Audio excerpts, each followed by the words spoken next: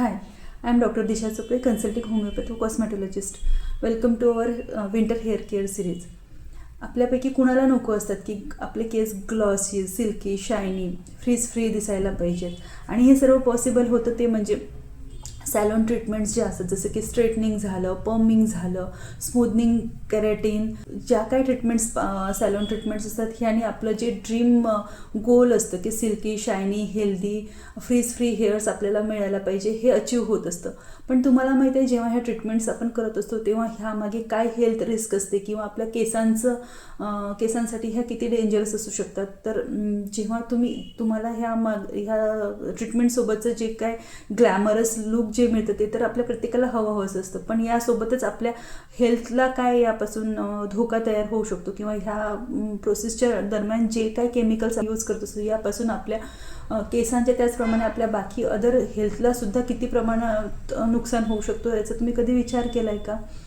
तर जेव्हा आपण केरॅटिन ही ट्रीटमेंट करत असतो तर केरॅटिन ट्रीटमेंट करत असताना जे केरॅटिन जेल किंवा जे केरॅटिन सोल्युशन असतं ते आपल्या केसांसोबत ही ट्रीटमेंटद्वारे जेव्हा बॉन्ड केलं जातं तेव्हा त्यातून जे फॉर्मॅल्डिहाइड रिलीज होत असतं त्यामध्ये कार्सिनोजेनिक प्रॉपर्टीज असतात. बऱ्याच वेळेला त्याने फ्रिक्वेंट यूज जेव्हा आपण हे केमिकल्सचा करत असतो किंवा खूप फ्रिक्वेंटली जेव्हा आपण केरॅटिन ट्रीटमेंट किंवा केमिकल ट्रीटमेंट आपल्या केसांसोबत करत असतो तेव्हा आपला कॉन्स्टंट एक्सपोजर ह्या केमिकलसोबत वाढत असतो आणि अशामुळे आपल्याला बरेचसे हेल्थ इश्यूज आपल्याला फेस करावे लागू शकतात. त्याचप्रमाणे रेस्पिरेटरी इश्यूज तुम्हाला होऊ शकतात, स्किन ॲलर्जीज तुम्हाला होऊ शकतात.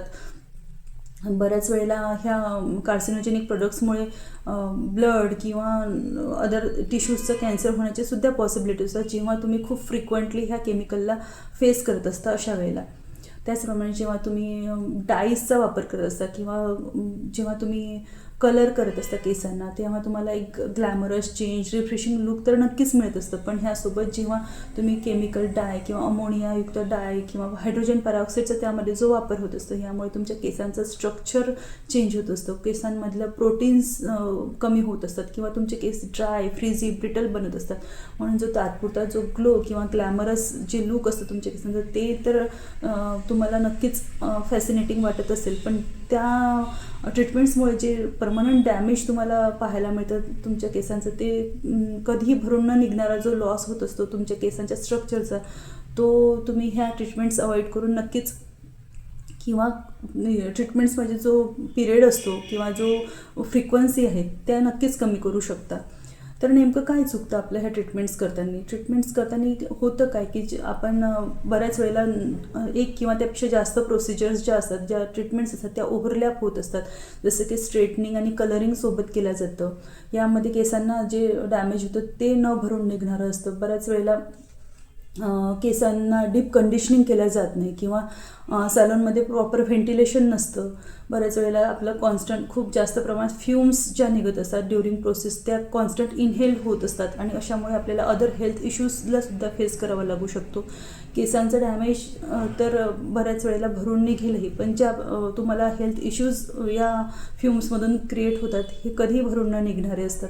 तर तुम्ही केव्हा ह्या हेअर कलरला ऑप्ट कराल किंवा हेअर ट्रीटमेंट्सला जेव्हा वारंवार सिलेक्ट करा तेव्हा तुमच्या हेल्थचा नक्कीच विचार करा. आणि हा व्हिडिओ तुम्हाला उपयुक्त वाटल्यास, माहिती आवडल्यास माझ्या यूट्यूब चॅनलला नक्की लाईक, शेअर आणि सबस्क्राईब करा. थँक्यू.